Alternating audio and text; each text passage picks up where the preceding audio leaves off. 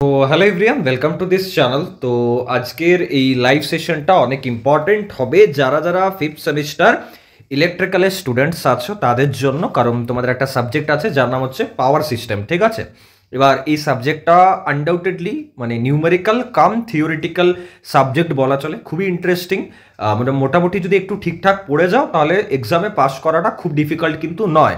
But তার জন্য কিছু ইম্পর্টেন্ট তোমাকে অ্যাসপেক্ট জানতে হবে যে কোন কোন জায়গা থেকে মেইনলি কোশ্চেন্স আসে, কারণ এটা এমন একটা সাবজেক্ট যেটা অ্যানালিসিস করার পর আমি তোমাদের একটা কনক্লুশন বলতেই পারি যে যেখানে কিন্তু মানে আউট অফ সিলেবাস বা আউট অফ কমন কোশ্চেন খুব কমই আসে। মানে কি বলতে চাইছি, মানে বলতে চাইছি এটাই যে এখানে না ধরা বাঁধা 10টা কি 15টা টপিকই আছে যেখান থেকে কিন্তু কোশ্চেন প্রতি বছরই কম বেশি কমন আসে। মানে এরকম নয় যে এই বছর এই পার্ট থেকে কোশ্চেন এলো তো পরের বছর তুমি ওই পার্ট থেকে আর কোশ্চেনই পাবে না, এরকম কিন্তু হয় না। তো এটা এই পাওয়ার সিস্টেম সাবজেক্টের একটা অ্যাডভান্টেজ বলা যেতে পারে।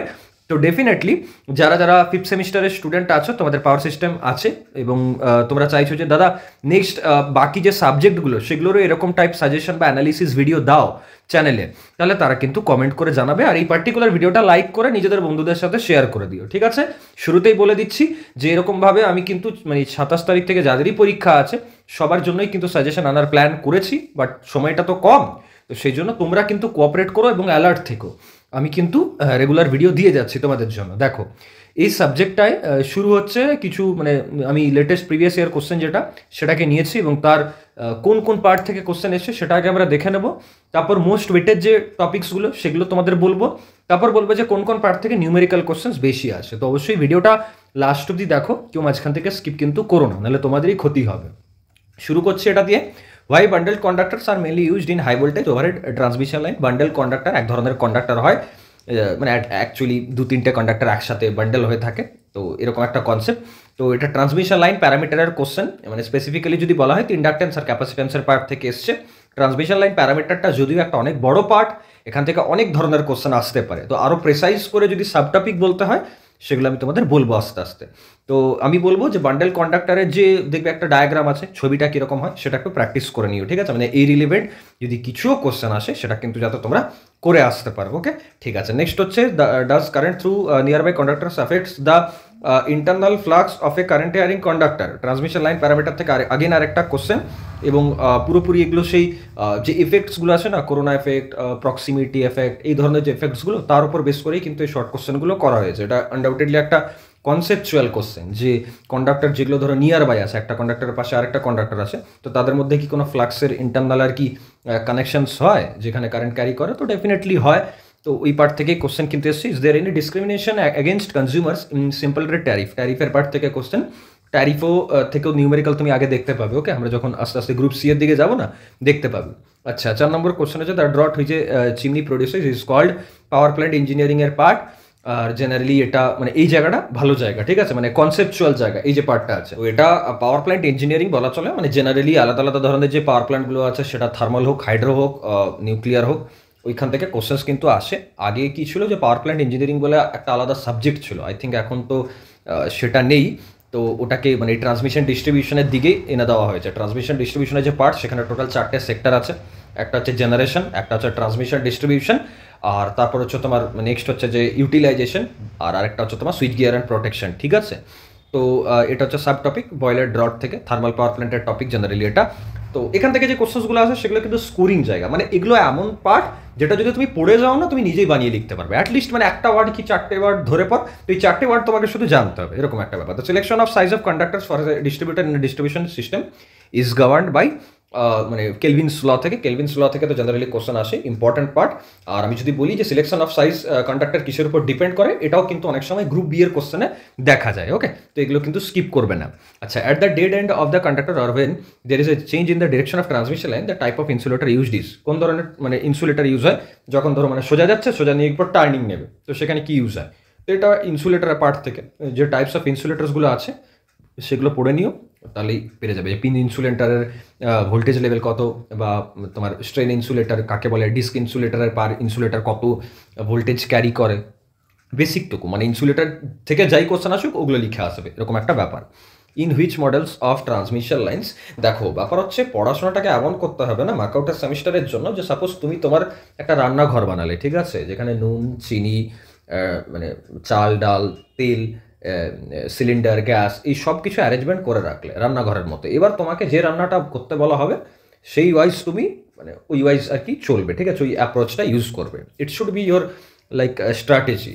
আচ্ছা, এরপর হচ্ছে in which models of transmission line পারফরমেন্সের পার্ট, ডেফিনেটলি বোঝা যাচ্ছে নমিনাল টি মডেল মানে ওই প্যারামিটারের কোশ্চেন, ঠিক আছে, এবিসিডি প্যারামিটার, তারপর হচ্ছে পাই প্যারামিটার, ওইখান থেকে কোশ্চেন আসে। যদি এই জায়গা থেকে জেনারেলি নিউমেরিক্যাল এলে ওটাকে একটু টাফ বলেই আমরা কনসিডার করি, মানে ওই জায়গাগুলোর নিউমেরিক্যাল এমন যেটাকে তুমি যদি টাইম দিয়ে প্র্যাকটিস না করো তাহলে কিন্তু হবে না। তো আমি বলবো এই দিকগুলোকে মানে এই যে জায়গাটা আছে এবিসিডি প্যারামিটার বা পাই প্যারামিটার, এগুলোকে একটু লাস্টের দিকে রেখো, ঠিক আছে। মানে এটা এরকম হবে যে তুমি যদি টাইমও দিয়ে দাও না, মানে তবু মানে এনাফ নয় প্র্যাকটিস করে ক্লিয়ার করার মতো, একটু টাফ। আমি এটা বলে দিলাম conclusion. The transmission capacity of a line at 50 Hz frequency as compare to that 60 Hz frequency is higher or lower. আচ্ছা, মানে ট্রান্সমিশন লাইন 50 হার্জের ফ্রিকোয়েন্সিতে ক্যাপাসিটি বেশি থাকবে না 60 হার্জের ফ্রিকোয়েন্সিতে বেশি থাকবে? তো এটা তো একটা কনসেপচুয়াল কোশ্চেন, ডিরেক্টলি কোনো মানে পার্টিকুলার কনসেপ্ট থেকে আসা নয়।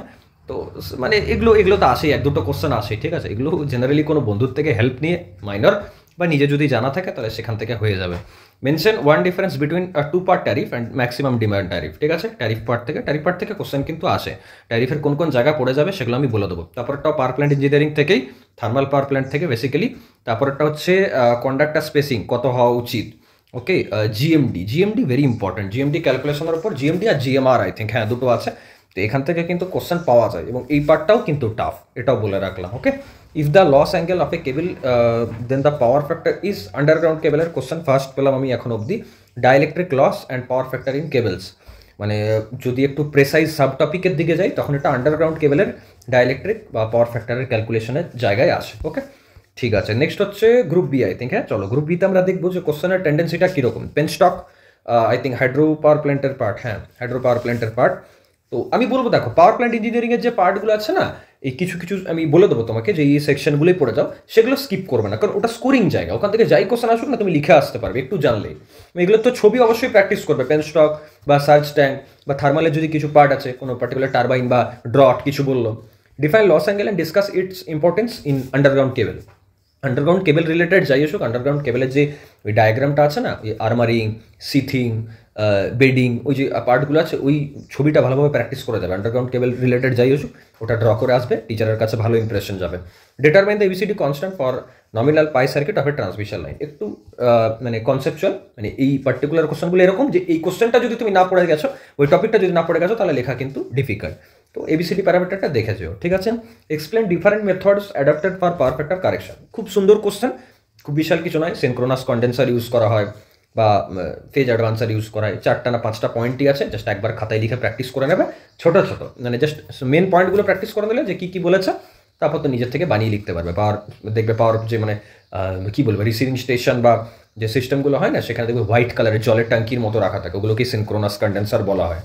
একটু বুঝে বুঝে পড়লেই কিন্তু পারবে।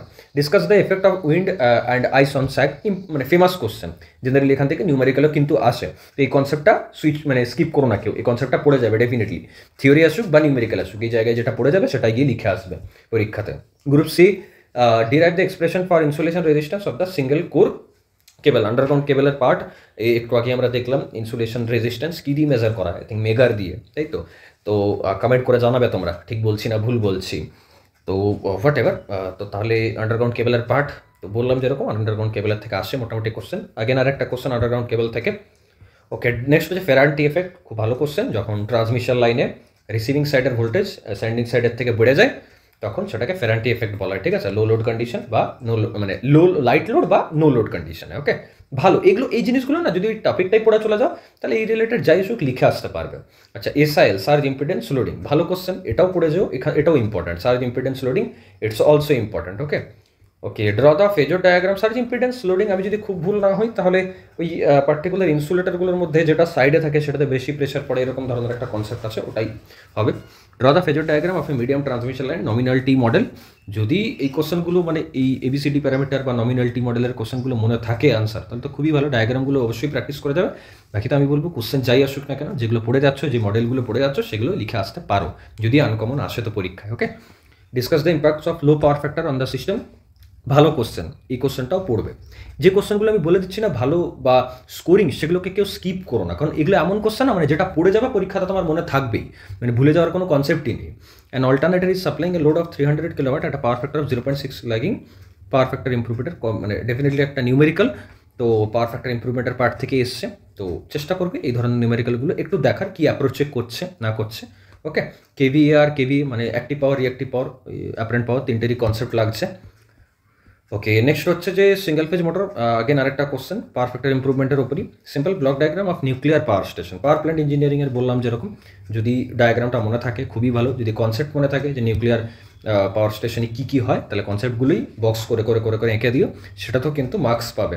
Discuss the advantages and disadvantages of nuclear power station, আরেকটা কোশ্চেন, মানে যে নিউক্লিয়ার পাওয়ার স্টেশন পড়ে গেছে তার জন্য এটা মানে একদম আশীর্বাদের মতো, ব্লেসিংয়ের মতো। ওকে, তার পরীক্ষা ভালো হবে।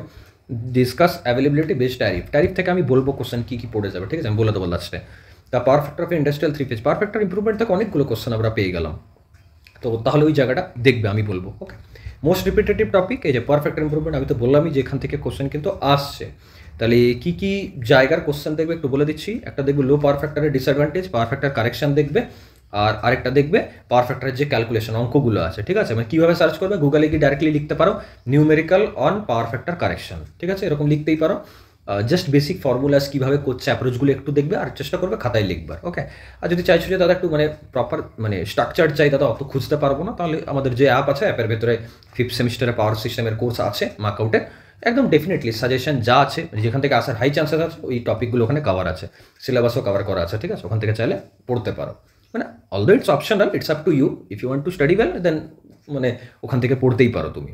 আচ্ছা, নেক্সট হচ্ছে যে transmission line modelling and performance. Okay, next এটাও ইম্পর্টেন্ট পার্ট, এখান থেকে অনেকগুলো পেলাম। এবিসিডি কনস্ট্যান্ট যেটা বা নমিনাল টি মডেল যেটা, surge impedance loading, SIL important question আসে। ফেরান্টি এফেক্ট খুব রেয়ার কোশ্চেন আসে, বাট শর্ট কোশ্চেন চাইলেও আসতে পারে। আন্ডারগ্রাউন্ড কেবলের part, dielectric loss and loss angle দেখে নিও, আর ইনসুলেশন রেজিস্ট্যান্স মানে নিউমেরিক্যাল আমি পেলাম এখানে, তো আশা রাখছি যে চাইলেও আসতে পারে। ট্যারিফ থেকে ট্যারিফের ডেফিনেশন আর অ্যাপ্লিকেশন, তাই তো, আর টাইপ অফ ট্যারিফ, কী কী ট্যারিফ আছে সেটা দেখে নিও। ট্যারিফগুলো ক্যালকুলেট কীভাবে করতে হয়, ফর্মুলাগুলো পারলে খাতায় নোট ডাউন করে বক্স করবে, বারবার লিখবে, মনে চলে আসবে, ঠিক আছে। ইকোনমিক ক্যালকুলেশনস মানে কীভাবে ট্যারিফটা পাওয়ার ফ্যাক্টরে ইম্প্রুভ করে বা পাওয়ার ফ্যাক্টরের উপর কীভাবে ডিপেন্ড করে সেটা বলেছে। Power plant engineering, hydro, nuclear, আর মোটামুটি পলিউশন কন্ট্রোল, ইলেকট্রোস্ট্যাটিক পার্টিসিপেটার থেকে মানে প্রেসিপিটার, সরি ভুল বলে দিচ্ছি। অতটা কোশ্চেন তো পাই না আমরা, বাট যদি অড কোশ্চেন চলে এলো তখন চাইলেও আসতে পারে। মানে আমি বলছি একবার রিডিং করো অ্যাটলিস্ট, বিশাল জোর দিয়ে না পড়লো, যেগুলো বললাম জোর দিয়ে পড়া সেগুলো পড়ো, যেগুলো বলছি রিডিং করতে বা দেখে নিতে একবার, সেটাকে জাস্ট একবার দেখে নিও যে আচ্ছা কী বলতে চেয়েছে জিনিসটা। ইলেকট্রিক্যাল ফিফথ পাওয়ার সিস্টেমের সিলেবাসটা এটা তোমাদের সামনে 6টা টোটাল চ্যাপ্টার আছে। প্রথমটা তো জেনারেশনের পার্ট দিয়ে নিউক্লিয়ার, হাইড্রো, এইসব। নেক্সট ট্রান্সমিশন লাইনের প্যারামিটার বা ওভারহেডে কী কী আর কি আছে, জিএমডি, জিএমআর, করোনা লসেস যেটা সেটাও আছে। তারপরের পার্টটা ইনসুলেটার পার্টটা খুব ইজি, বাট কোশ্চেন কম আসে। আর কেবল পার্টটাও ইজি, চাইলেই পড়ে যেতে পারো। ইনসুলেটার কেবল, এই দুটো পার্টকে কেউ মিস করো না। Performance of lines numerical point of view থেকে ইম্পর্টেন্ট, বাট একটু ডিফিকাল্ট। ট্যারিফ ইজি, মানে মোটামুটি ধরা বাঁধা কোশ্চেন। ওকে, আচ্ছা, এরপর তাহলে এই যে সিলেবাসটা বললাম, সিলেবাসের থেকে যদি কোশ্চেন দেয়, মার্কআউটের টেন্ডেন্সি যা রিসেন্ট আছে তার ওয়াইজ যদি বলি, তো তাহলে কী কী টপিক্স আসতে পারে বা কোন কোন টপিকগুলো পড়বে, বা এটাও তুমি বুঝতে পেরে যাবে যে প্রিভিয়াস ইয়ার কোশ্চেনে সিলেবাস থেকে কোন কোন পার্টগুলো এসছে আর কোন কোন পার্টগুলো থেকে টাচই করা হয়নি। ওকে, তো থার্মাল, হাইড্রো, নিউক্লিয়ার আর সোলার আর উইন্ড এনার্জি সিস্টেম, সোলার বা উইন্ড এনার্জি থেকে আমরা কোনো কোশ্চেন কিন্তু পাইনি। ইন্ডিয়ান ইলেকট্রিসিটি রুল থেকেও কোনো কোশ্চেন পাইনি, কিন্তু ইন্ডিয়ান ইলেকট্রিসিটি রুল কি আছে সিলেবাসে দেখো তো ভালোভাবে। হ্যাঁ, ইন্ডিয়ান ইলেকট্রিসিটি রুল কিন্তু আছে, যদি রুল আছে তাহলে এখান থেকে কোশ্চেন কিন্তু আসতে পারে। ওকে, আগাম বলে রাখলাম, ইন্ডিয়ান ইলেকট্রিসিটি রুল থেকে কোশ্চেন কিন্তু আসতে পারে, একবার দেখে নিও বেসিকটুকু, আমার মনে হচ্ছে যে আসতে পারে। ঠিক আছে, লেটস সি। সাজেশন মানে আমি যেটা বলি প্রতি বছরই কম বেশি ম্যাচ হয়, কিন্তু এটা যারা মানে আমাকে ফলো করে আসছো লাস্ট কয়েক বছর ধরে তারা জানো খুব ভালোভাবে। আচ্ছা, নিউমেরিক্যাল টপিক্স, প্ল্যান্ট লোড ফ্যাক্টরের ফর্মুলা আছে একটা, প্ল্যান্ট ক্যাপাসিটি ফ্যাক্টরের ফর্মুলা, যেগুলো ফর্মুলা আছে এগুলো একটু দেখে নিও, ঠিক আছে, মানে ফর্মুলাগুলো জানা থাকলেই পরে তুমি করতে পারবে। Overhead transmission line, GMD, GMR, effect of earth on capacitance, এগুলো একটু দেখে নিও। বাকি effect of wind and ice loading, এখান থেকেও কোশ্চেন আসে।